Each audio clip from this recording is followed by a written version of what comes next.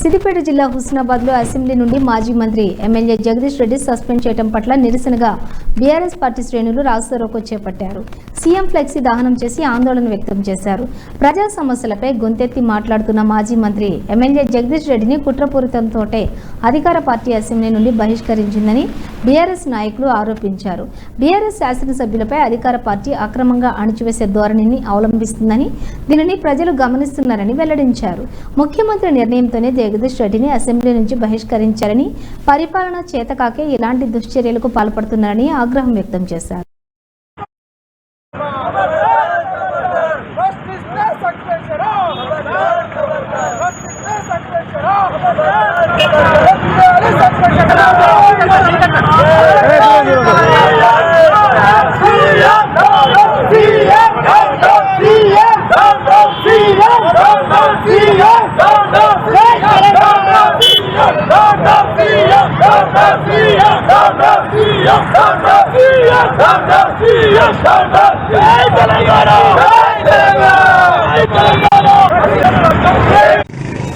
BRS party ఆధ్వర్యంలో గత 2 రోజుల క్రితం శాసనసభలో ప్రజా సమస్యలపై గొంతెత్తి మాట్లాడుతున్న ఈ బీఆర్ఎస్ పార్టీ ఎమ్మెల్యే శాసనసభ్యులు జగదీష్ రెడ్డి గారిని ప్రభుత్వం కుట్రతో ఒక గొంతు నొక్కే ప్రయత్నంగా అక్రమంగా బహిష్కరించడం జరిగింది.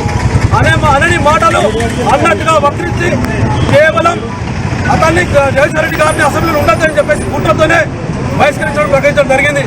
ఈ ప్రభుత్వం చేతగాని ప్రభుత్వం వల్లనే ప్రజా సమస్యలు మాట్లాడకుండా చేయడం కోసమే ఈ అక్రమంగా బహిష్కరించడం జరిగింది. ముఖ్యమంత్రి గారి ఆదేశాల మేరకే బహిష్కరణ గురైనట్టు స్పష్టంగా కనబడుతుంది. మొన్ననే ప్రెస్ మీట్ అదేవిధంగా పార్టీ కాంగ్రెస్ పార్టీ ఎమ్మెల్యేల మీటింగ్ లో చెప్పడం అనేది నేను ఒక్కనే మాట్లాడాలా, ఎందుకు మాట్లాడతలేరు, వాళ్ళు ఎందుకు ఎదుర్కొంటారని చెప్పేసి చెప్పినప్పుడే అర్థమైంది. తెల్లారి మరుసటి రోజులనే అక్రమంగా బహిష్కరణ జరిగింది. ఈ ప్రభుత్వం చేతనైతే ప్రజా పరిపాలన ప్రజా పరిపాలన చెప్పుకుంటారా? బీఆర్ఎస్ పార్టీని ఎందుకు గొంతునెత్తని చెప్పి అడుగుతున్నాం. బీఆర్ఎస్ పార్టీ అడుగుతున్న ఏమి ప్రజా సమస్యలు అడుగుతున్నాయి.